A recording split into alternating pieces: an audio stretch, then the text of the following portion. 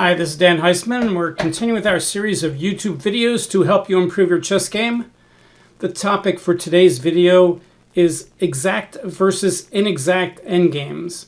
What in the world are these? Well, the name exact I got from Andy Soldis, and when he was discussing the definition of exact, he also mentioned that that's not a standard term. He says other authors call them precise endgames or book endgames and things like that. What is an exact endgame? An exact endgame is an endgame which would be in a book like an encyclopedia of endgames that you would study, and it would tell you exactly what you should do for both sides. So for instance, the famous Lucena endgame is an exact endgame, the Philidor endgame. Every position with a king and one pawn against a king is exact. Now, you could argue and say, well, table bases have solved chess to 7 pieces or less, so they're all exact. Well, that's sort of true. That's one way you could look at it. On the other hand, you won't find every position with 7 pieces or less in a book that you would study, so a lot of those positions are really somewhat not exact, even though we know exactly what's happening through the table base. Okay, so I thought I'd pick a random position from the recent Tata Steel tournament, and we'll show it as a typical inexact endgame. And let's discuss about why it's important. It's important because when people say I'm not very good at the endgame, as I've mentioned in other videos, it's usually because they don't analyze very carefully. You know, you can't hand wave an inexact endgame. You have to analyze it very carefully on each move and figure out what you want to do. And if you're not good at analysis, you're probably not that good at endgames. This is skill. On the other hand, exact endgames are almost all knowledge. That's what separates exact endgames from inexact endgames.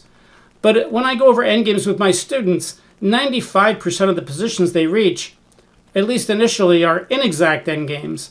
So the skill of doing an inexact endgame is way more important than all the knowledge you pick up from studying endgame books. It's not that that knowledge is not important, and in fact, an inexact endgame can often, at some point, become an exact endgame.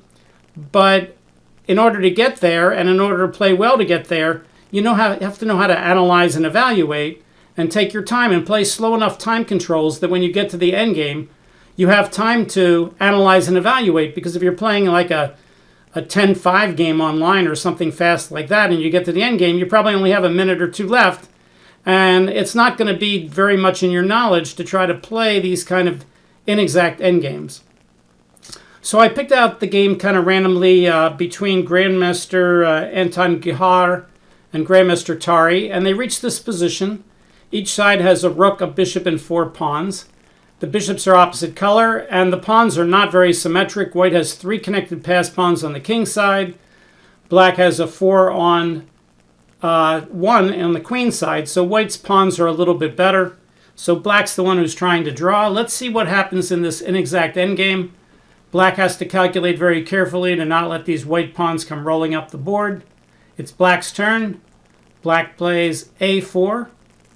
Getting ready to push his queenside majority, possibly even have to sacrifice his rook to get the pawns rolling. White now has to figure out what he wants to do to get his pawns rolling. Right now his rook is guarding his f pawn, and he can't play g4 because the rook takes f4. So he has candidate moves like bishop e5 hitting the c pawn and guarding the f pawn, or maybe g3. The problem with g3 is it guards the f pawn, but then you can't play g4 after that. So playing bishop d2 or bishop e5 is more of a candidate move. Let's see what Grandmaster Gihar did. And he plays bishop e5, hitting the c pawn, guarding the pawn, and now he's ready to start rolling with g4. So black has to do something really quick to stop this. Black says, all right, I'll give you my c pawn as long as I can get my other pawns rolling. White says, I don't want it. I just want to stop your pawns and get my pawns rolling. Rook h8. That move took Grandmaster Gihar about 1/3 of his time remaining, about 3.5 minutes. Black keeps pushing the pawn. White goes behind the pawns to try to stop it. White says, if I can stop your pawns, then my pawns will win easily. Black takes some time and guards his pawn with c5. White attacks that pawn with rook to b5. Black says, you can have that pawn. I'm going to sacrifice a second pawn and try to get you to sacrifice your rook. White says, I see it. He takes half his time, but he takes the pawn, and now black sacrifices the exchange so that he can sacrifice another pawn and finally try to win the rook. White takes with the rook to keep 3 connected passed pawns. Black plays a3.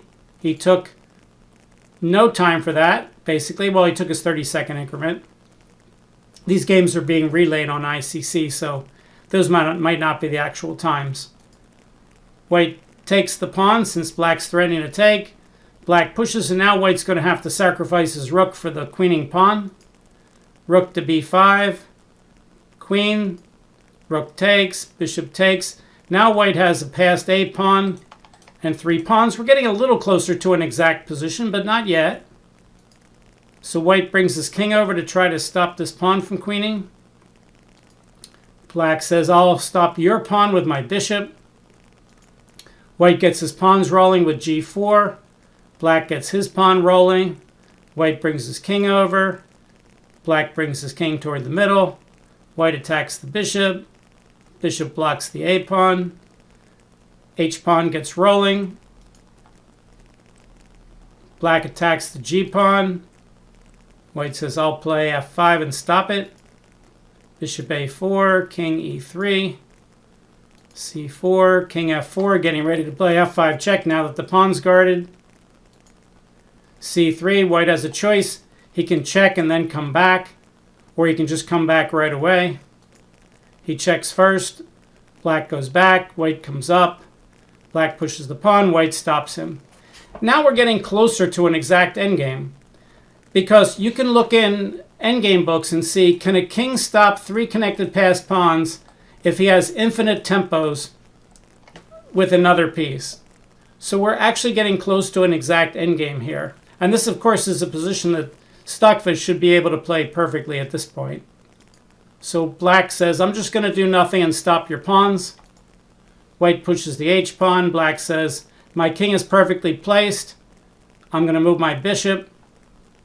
Now white has infinite tempos, and black has infinite tempos. Is it to white's advantage to try to push the pawns? Well, whichever pawn he pushes, if he pushes the g pawn, then black will just move the bishop back and forth, and the h pawn and the f pawn are stopped. Well, if he plays a move like f6 and black plays king to f7, then he can't play g6 because if king takes f6. And if he plays h6, king here, then he still can't make progress, because if pawn up, king takes, pawn up, king back, and he stops the pawns. And again, he still has infinite tempos over here. So let's go back to the game. So now what's happening is, as I said, we're getting towards something you could actually study. White says, I'll just watch your pawn on c1. Black says, I'll just go back and forth with the bishop. White says, I'll go back and forth. And now black can put his bishop back on b3. White can never take it because the pawn queens. And black does that. And white says, I don't have anything I can do either. Black says, I have infinite tempos. White says, so do I.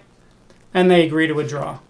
So we started out as an inexact endgame, and then we got to something that was very close to an exact endgame. So I've made several videos on endgames before, and a lot of the videos on previous endgames were all on exact endgames. Why? Because those are the ones that you can study. Those are the ones you can tell people what to do. For instance, let's bring out a couple of exact endgames from previous videos. Let's do the famous king and pawn against king, where the king's not in front of the pawn. It's not a rook pawn. Doesn't matter whose move it is. White plays king e3. I have 4 moves. My exact endgame knowledge tells me that anyone where I go backward would draw. That's my exact knowledge. Let's say I go here. White tries to come up. Now I can't let him get in front of the pawn, so I have to play here. At some point he's going to have to push the pawn. If he comes back and I come back and he goes here, we can just repeat the position.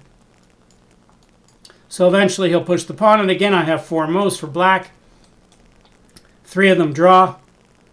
Let's say we go here, white king comes up, king here, pawn up. Now I have 4 moves, and my exact knowledge tells me only 1 of them draws. I have to go straight back when the pawn hits the 6th rank. King straight back, king up, king over here.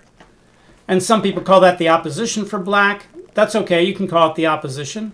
I have a video on, another video, not the one on king and pawn against king, which talks about when is the opposition kind of correct, when is it misused. Here I don't think it's misused, but you could also say this is not really the opposition. The white king isn't in front of the pawn, but black has the correct tempos, and if you want to call that the opposition, that's perfectly okay, not unreasonable. And of course, at some point, if white pushes the pawn and black goes here, white has a choice of which kind of draw he wants. He can give up the pawn and get a draw by insufficient mating material, or he can get a stalemate with king to d6. So that's an exact endgame. What's another exact endgame we looked at? Well, we had queen against pawn on the 7th rank. That was an exact endgame, and we had, again, I had a whole video on this, but let's create a position with that. This time we'll let black have the fun. He'll have the queen, king. Let's do it with a center pawn. Pawn on e7. Black has a king on h8. It's black's move. Okay, black to play and win. Queen checks. Now if the king goes in front of the pawn, the king comes marching up the board.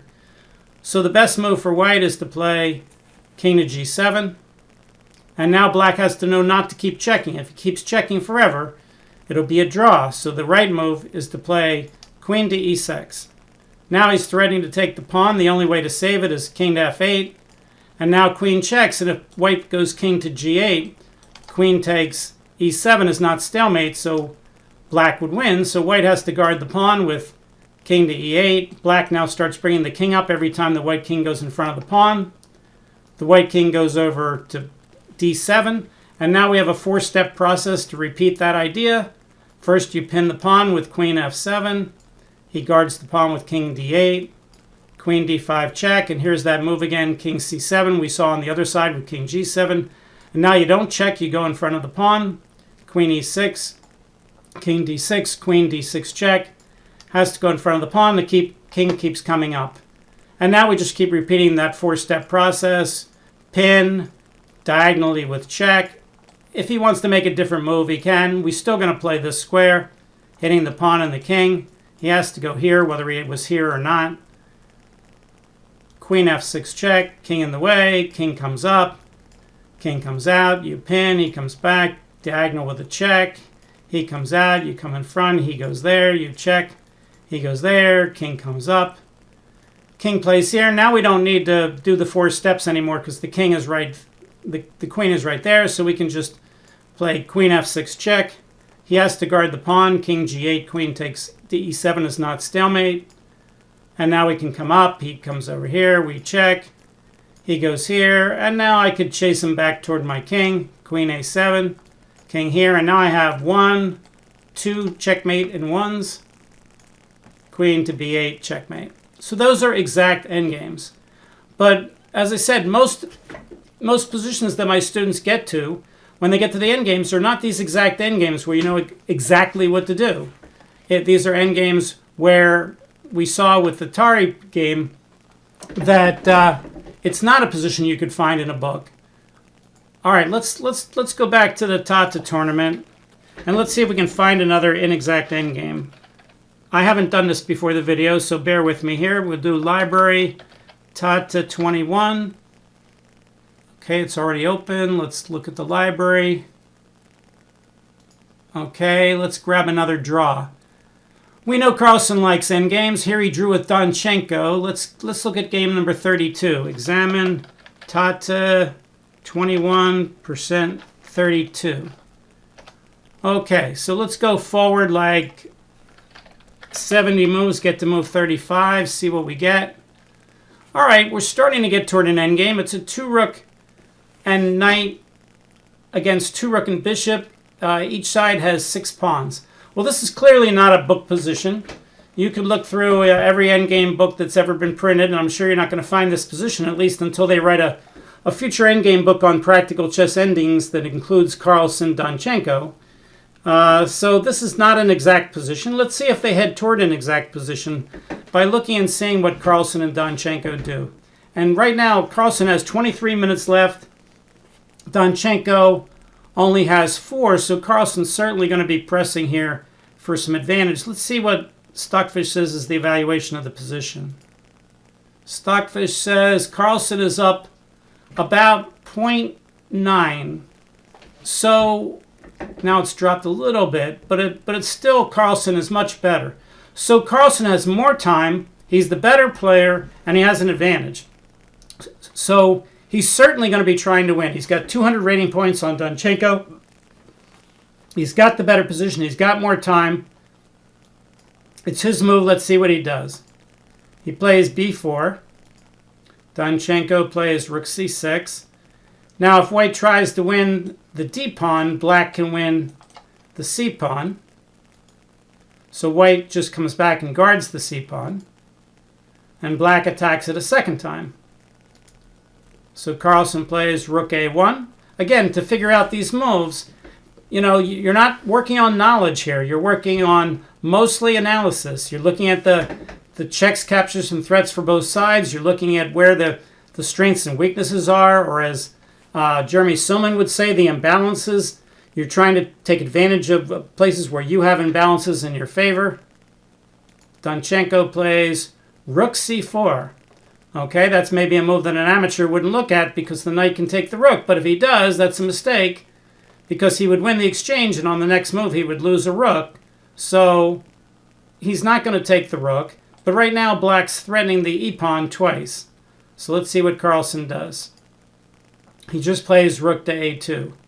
Let's see if that was the best move. Mr. Stockfish, what would you have done if you were Carlsen? I think here Carlsen has 16 minutes left to make 2 moves to get more time. Let's see what the number 1 move was. Stockfish says he should trade the pawns and then play knight to b1 to overprotect the c3 pawn to free up his rook to threaten the d5 pawn.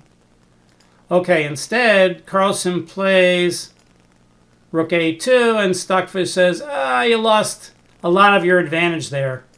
You were leading by about 1, and now he's all the way down to 0, 0, 0. So that was a pretty big mistake by Carlsen.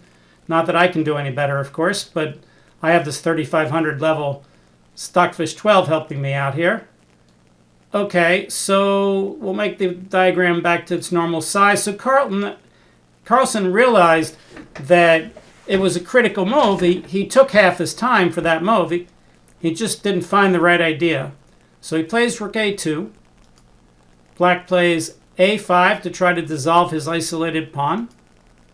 White says, all right, I may as well take it because you're threatening to take me. Black says, let's check the king out of there. King comes back. Now there is a threat to take the rook because when he takes back, it's not a fork. So I would assume Danchenko, who's getting more time now, I think on the 40th move, is going to move that rook. And he does. He attacks the a-pawn. Carlsen finally moves the knight back to b1 over protecting c3. But now it's a little bit late because he's not threatening to win this pawn anymore. Danchenko attacks the pawn twice. Carlsen trades on d5. Carlsen pushes the pawn. Danchenko neutralizes it with the rook. Carlsen trades. Carlsen plays c4 to break the black pawns up. Now it's looking more like a draw. We're still not at an exact endgame yet. Pawn takes, but it is getting clearer. Of course, things have a tendency to go from inexact endgames to exact endgames, but this is definitely not exact yet. Again, you won't find this position in any endgame books. So you can't say, gee, I played this position all wrong. I guess I'll have to go back and study endgames. All right, so Danchenko checks the king and forks skewers the king and the g2 pawn. Carlsen brings his king up to b3. Danchenko takes the pawn. So now it's rook and 3 pawns with a piece against rook and 3 pawns with a piece. Carlsen plays knight c3. The rook attacks the pawn on h3. Carlsen checks. Black plays king d7. Let's ask Stockfish what's going on here. Stockfish, what's the evaluation now? Still 0, 0, 0. So Stockfish is still saying if both sides played perfectly, it would be a draw. Knight d4 hits the rook. I assume the rook's going to take the h3 pawn. And he does. Now Carlsen's probably going to check and keep the pawn rolling. Nope. Brings the king up first. Black says, all right, let me get my rook out of the way so I can push my dangerous pawn down. Carlsen guards his pawn, and knight to c5 check is fairly unstoppable here, but it doesn't win the game. Black says, if you do that, I can always sacrifice and have my bishop in the passed pawn. Carlsen says, go ahead. And Black says, I don't need to sacrifice. So let's ask Stockfish again. If we calculate this, does Black need to sacrifice or should he sacrifice? Stockfish says king e7, 8, which Danchenko played as a draw. Rook takes c5 check is also a draw. King to c8 is losing. King to d8 is really losing. So on king to d8, the problem is white's guarding all three squares, and white can play rook to a3 and threaten checkmate, and black's got some big problems there. Okay, so Danchenko's move, king e8 is the best. He played the right move. Get rid of the analysis. We'll make the board bigger again. King e8. Carlsen brings his king in. He says, you can even take my knight here. If you take my knight, I can play rook to a3. If you play rook to c8 to stop the mate, I can play d7 check, winning the rook. Black says, okay, I'm calculating this. Carlsen plays rook a3, rook c8. And now he says, go ahead and win my rook. If you do, I'll still have that passed pawn with the exchange. White says, yeah, I have nothing better. White takes, gets queen. And now Carlsen comes back. Black says, I can get that pawn up to h2, sorry. And now maybe white, after black plays g5, black can just move his king around all he wants. And looks like we're not going to make any progress. So now we're getting very close to an exact kind of endgame, but you still probably wouldn't see this exact endgame in a book to study, but you might see something very similar. You might see endgames with like a bishop and a pawn or two extra against the rook, where the rook is tied up with the pawn and the king can't help sacrifice the exchange. This kind of position, you won't see the exact same position, but you will see similar things in endgame books. And Stockfish says 0, 0, 0 again, as we expect. Okay, so we'll finish out this game. King to f5, g5, king to g4. Black comes up. White says, I can't sacrifice the rook for the bishop and the pawn because then I'll have a king and one pawn against king and two, and only black could win that. So black says, you're right, only I can win that. Carlsen says, but I'm not major losing. I'll just move my king around. Black says, all right, I'll get rid of my isolated pawn, trade it for your last pawn. Carlsen says, okay, I'm still drawing. Black says, yes, you are. Carlsen says, okay, that's one way to draw. I'll get rid of your last pawn. Danchenko says, oh, at least I get an endgame where I have an extra piece against Magnus Carlsen. Magnus says, yes, you do, but I think we should stop playing. And Danchenko says, you're right. Rules of chess say this is a draw. Okay, so this was pretty much all the way an inexact endgame. And as I said, 95% of the endgames you're going to get to are going to be inexact. Sure, occasionally you're going to get to a Lucena. Let's just show a Lucena. So a Lucena has something like this. Black has his rook here. White rook here. Black king here. And in the Lucena, you check the king. If the king comes to d6, then king d8 wins immediately. Black cannot take the pawn because of rook checks, king c6, rook checks, king b6, rook takes rook. So if black plays king d6, king d8 wins immediately because white will win the rook for the pawn. So the main move here is to play king here. And now we have the famous build a bridge, although I'm not quite sure why they call it a bridge. And now white plays here. Black simply waits. Black could also, I guess I should have started with the rook blocking off the king from coming out on one side. This is a better Lucena example. Okay, so rook checks. He still can't play king d6 because of king e8. So king here, build the bridge. Black does nothing. But now black can't stop white from coming out in both directions. White comes out in one of the directions. He gets checked over here. He gets checked again. He goes here. He gets checked again. Now he comes up after triangulating. Rook checks. Rook c4. So the other line I showed where the black rook started on c8 is basically the same thing. But this is Lucena. Well, you can find this in a million videos. You can find it in one of my videos earlier. Did one like this about a year ago. You can look in any endgame encyclopedia, and you're going to find this stuff, and you're going to say, wow, this is what I really need to study. But as you can see from not only the Grandmaster examples, but almost every example my student shows me where they're in endgames is 90% of the time, or 95%, they're in these inexact endgames. And the reason they lose isn't because of lack of endgame knowledge. They're losing because they play too fast, or they don't calculate, or they don't try to look at what the opponent's trying to do, or they don't try to take their time to figure out what the right plan is. There's lots of reasons why they lose inexact endgames, even very simple inexact endgames, because they don't know how to analyze very well. And again, studying endgames per se wouldn't help them very much, because learning a bunch of exact endgames wouldn't help them in those positions. But playing over annotated master games where the masters get to endgames, again, 90-some% of which are inexact endgames, or whatever you want to call them, unprecise or not precise, or whatever the term you'd like to use is, those are the common endgames, and those are the ones you want to learn how to play better, and you learn how to play better by analyzing better. And of course, maybe a good 30-40% of the videos that I've made on my YouTube channel here are about how to analyze better, like videos where I play out loud against the computer, or the 20-minute exercise, or, you know, things about analysis, or how to do checks, captures, and threats, or how to find candidate moves. You know, there's just a million things on analysis and evaluation. And if you get good at those, and you take your time, and you play long time control games where you have time to play the end game, then you slowly get better. Nobody gets better. No one gets their rating from 1100 to 2000 just by, you know, learning the Lucena. It doesn't work that way. If chess was like tic-tac-toe, then we could just teach you a couple things, and then you'd never lose, and you'd always know what to do. But that wouldn't be much fun. It's much more fun to have a game where there's a lot of things to learn, and it's very difficult, and you don't always know what to do. All right, for my YouTube channel, hopefully you liked today's video. Number one thing you can do to help is to tell your friends, pass the word about the channel.